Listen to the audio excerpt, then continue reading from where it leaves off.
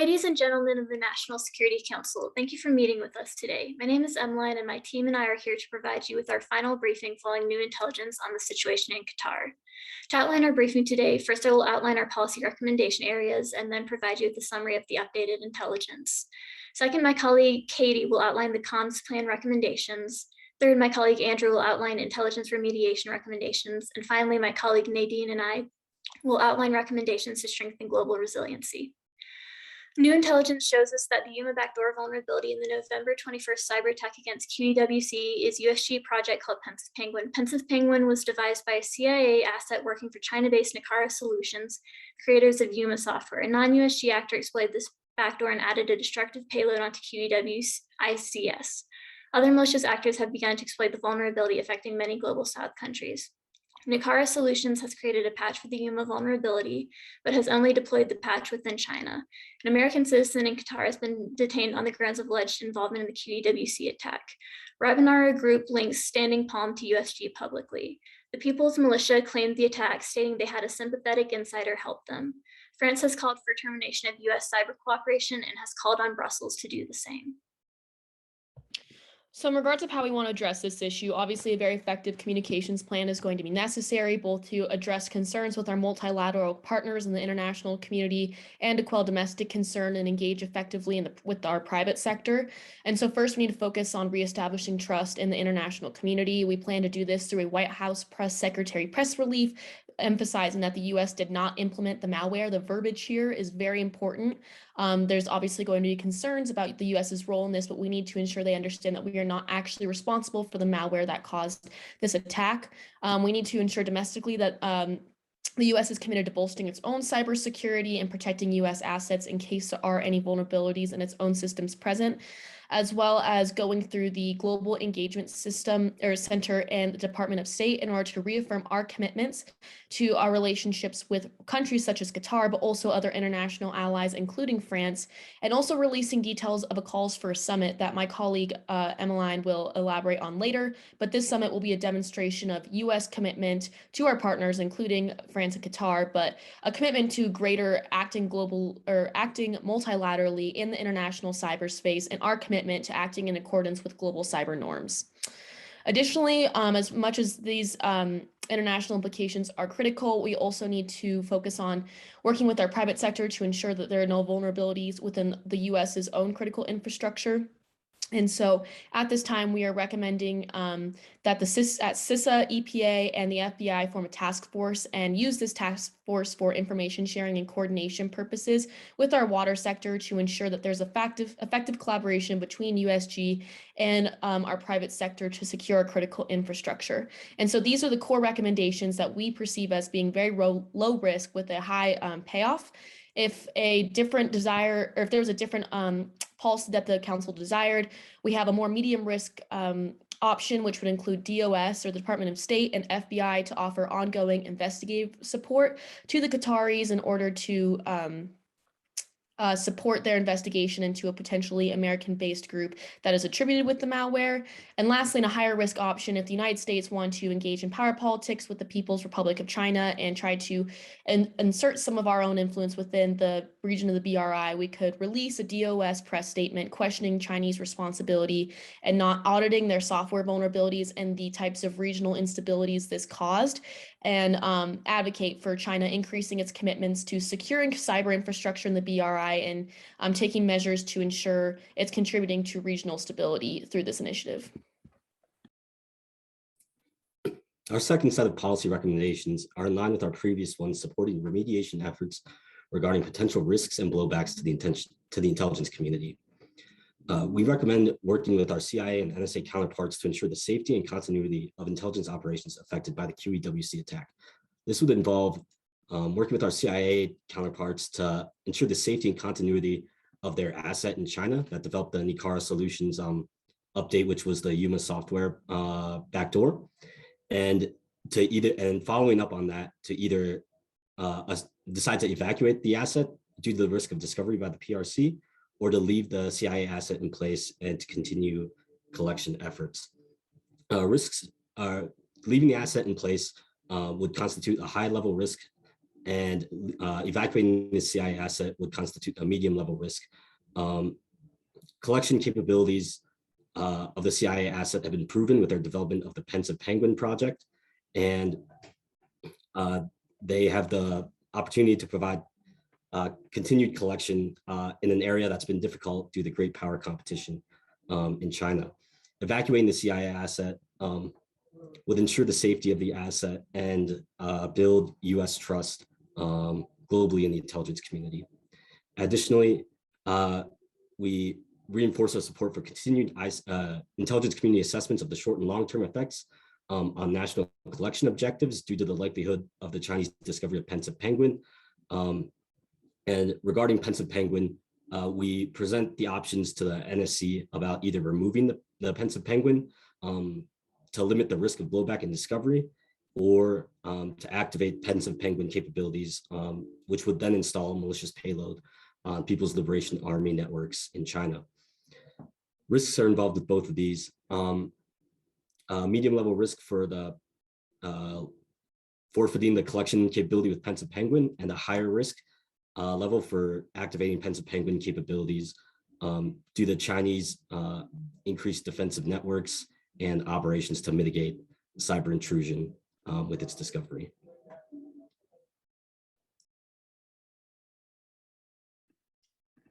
To enhance global resilience, our team recommends a few policy recommendations. For the no risk level, we recommend calling for a summit to help enhance global cybersecurity, which would also demonstrate the US's commitment to cyber norms. For the lower risk level, first, we recommend directing the US CERT, which is an organization within CISA, to work with other CERTs and CSERTs internationally in order to secure critical infrastructure owners abroad. This is vital because if a similar attack were to occur on critical infrastructure, working with international CERTs can enhance procedures and strategies used for handling a cybersecurity incident. By sending and communicating forecasts and alerts of a potential cybersecurity threat, critical infrastructure owners are able to prepare a contingency plan. As for our second low risk level recommendation, we recommend expanding NIST's network in cybersecurity with a focus on the National Vulnerability Database. We believe that by enabling NIST with greater capacity building capabilities, this will provide updated standards developed with a focus on the UMA vulnerabilities. By utilizing the National Vulnerability Database, we will create a running log of the exploits and their resulting effects used as a result of the UMA vulnerability. Additionally, this can help reveal a trend that can be used to establish a potential pattern for vulnerabilities. For our policy recommendations in the medium risk level, we recommend these options in conjunction with the low risk and no risk level recommendations. To start, our team encourages the NSC to consider implementing what we are calling a counter bug bounty. Instead of finding the vulnerabilities, this program would be about fixing a known vulnerability through open source repositories. This bounty would be led by the National Cyber Director. We believe that this development would greatly benefit global resiliency due to the open source nature of the patch, making it possible for anyone or any organization to develop a solution. This also helps mitigate the issues from ICARA's delayed deployment, such as diminishing language barriers. This bounty will also strengthen the US's international reputation by showing that we are a global player dedicated to creating solutions for the international community. After a working patch is developed for the UMA vulnerability, we recommend that the NSC host the patch through an open source platform. The NSC could choose to host the patch through code.gov or through a non-governmental platform such as Apache Software or Linux Foundation.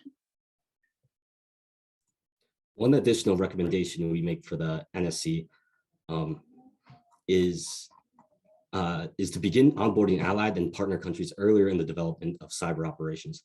This may already be seen with some allied and partner countries on some operations, but by implementing this practice earlier regarding cyber operations, we may be able to mitigate the kind of spillover and unintended consequences that have occurred from the QEWC cyber attack, while at the same time working to deter cyber intelligence operations conducted by other countries.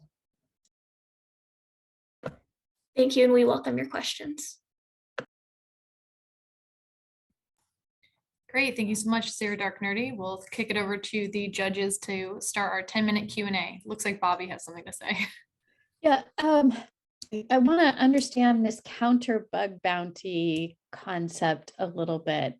Are you proposing that the community develop patches for software such as Yumi, and therefore sort of unleashing the security research, the US government endorsing the unleashing of the security researcher community on products in order to develop patches? So our intention behind the counter bug bounty is to build that faith and trust in the U.S.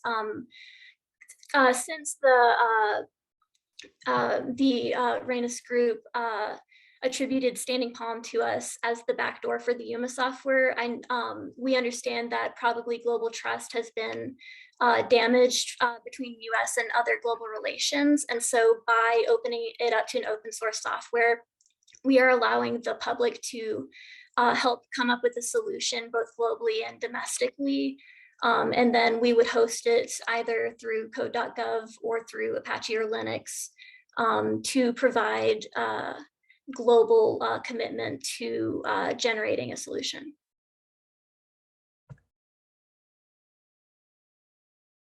Thank you. Okay, so one of the main tenets of what you're proposing is to emphasize the US's commitment to global cyber norms. And so this is all about a vulnerability that we developed and deployed. And I think I understood one of your higher risk propositions would be to develop a separate payload to activate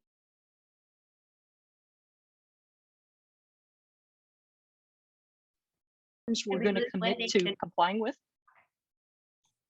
Wendy, I think you might need to repeat the second part of that question. I think we had some internet connection issues. Sorry about that. Can you hear me now? Yes. Okay. So if I understand, so we, the first thing is that we introduced this vulnerability. Secondly, I think I understood from one of your proposals, your higher risk ones, to develop our own payload to take further advantage of that backdoor that we have introduced.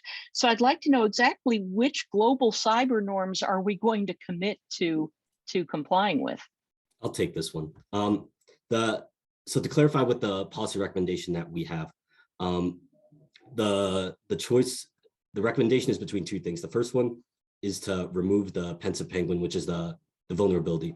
The second one is to activate it. So it wouldn't be a separate payload. It would be, the words might be used differently in different contexts here, but it was never deployed or used with its fully intended purpose to install malicious payload into Chinese army networks. So the higher risk choice would be to actually utilize the vulnerability to its original intent to install malicious payload. So you're proposing we attack China. We launch a cyber attack on China. We're recommending that as a higher risk option. Yeah. And in regards to establishing norms, we believe it's not a perfect analogy, but we do.